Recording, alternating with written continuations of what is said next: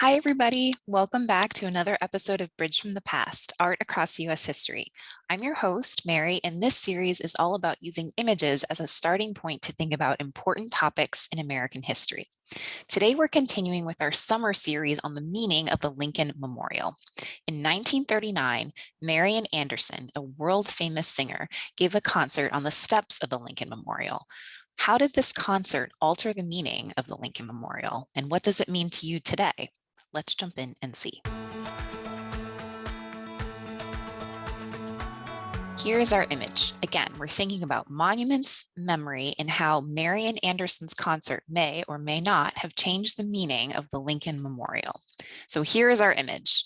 So I can see pretty front and center here, the giant statue of Abraham Lincoln. So this is the centerpiece of the Lincoln Memorial.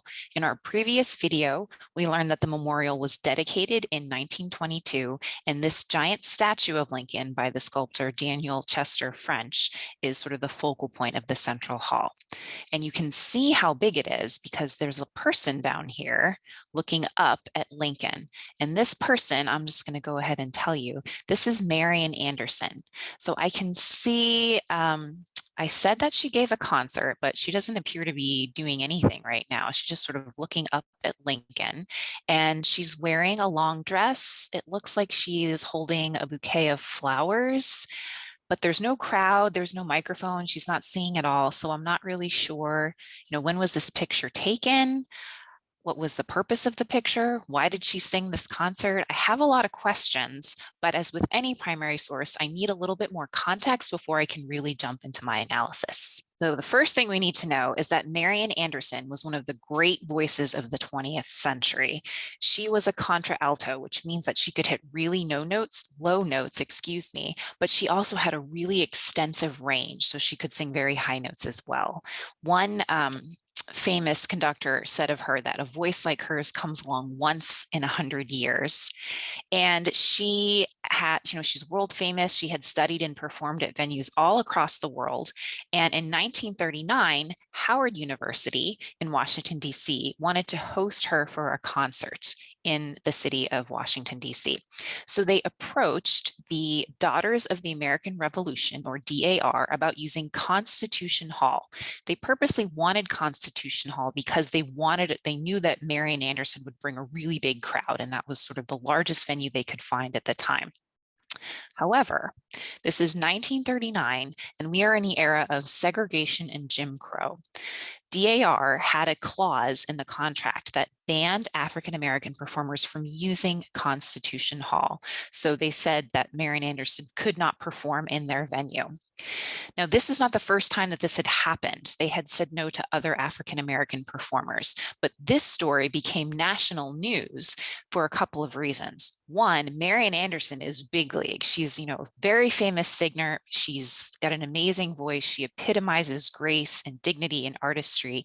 And the first lady of the country at the time, Eleanor Roosevelt, publicly resigned her membership in DAR because they had banned Marian Anderson. So Anderson has been banned from performing in Constitution Hall, but they still want to have this concert. So Walter White, who's the executive secretary of the NAACP, which is an organization that works for equality and justice for African Americans since the beginning of the 20th century, decides we have to have a plan B. So he approaches the Secretary of the Interior, Harold Ickes, and they arrange for Anderson to give a free concert on the steps of the Lincoln Memorial on Easter Sunday, April 9th, 1939. So this is really where our story begins.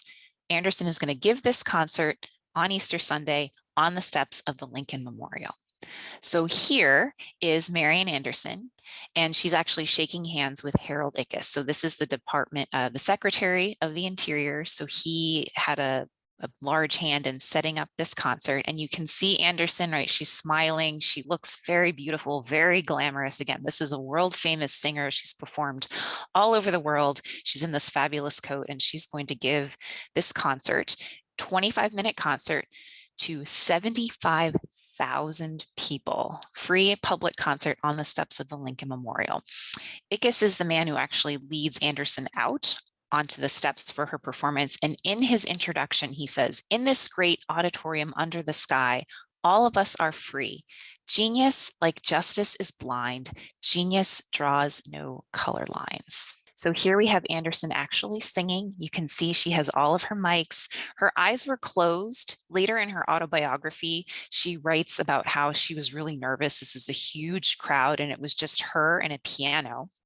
And she just sings, and she begins her concert by singing My Country 'Tis of Thee, which, if you think about it, so incredibly powerful. Like the message of that song, that this woman, this artist, is singing this song because she was denied using a really nice venue in Washington, D.C. And here's a great shot of the crowd, right? 75,000 people on the steps around the reflecting pool. You can see the Washington Monument in the background. They've all come to hear Anderson's performance. So she closed her performance with 3 Negro spirituals, which is something that we have talked about on other episodes of Bridge from the Past. It wasn't a terribly long concert, but it was incredibly powerful, incredibly meaningful. And now I'm back to my original image. So this was actually taken after the performance. So she sung her songs and the crowds have dispersed, and she just has a minute alone looking up at Abraham Lincoln.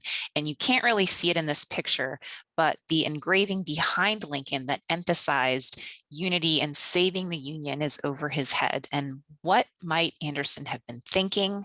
What did this memorial mean to her? What do you think it meant that she just held this concert and this context surrounding the concert? And she said later, again in her autobiography, the essential point about wanting to appear in the hall, Constitution Hall, was that I felt I had that right as an artist. I could see that my significance as an individual was small in this affair. I had become, whether I liked it or not, a symbol representing my people. So she's denied, one venue, but performs this magnificent concert in front of an enormous crowd on the steps of the Lincoln Memorial. So now I'm back to my original question. Has the meaning of the Lincoln Memorial changed over time? And what does this memorial mean to you? Memorials are for us, right? They're for people in the present day to think about important topics, important questions in our country. So it's your turn to think about what this might mean. That's all the time we have today on Bridge from the Past. Be sure to subscribe to our channel, like this video if you learned something. We have lots of resources to help you through the school year, to help you with all things history and civics. I'll be back soon with another episode to think about the meaning of the Lincoln Memorial. Until then, everybody, take care.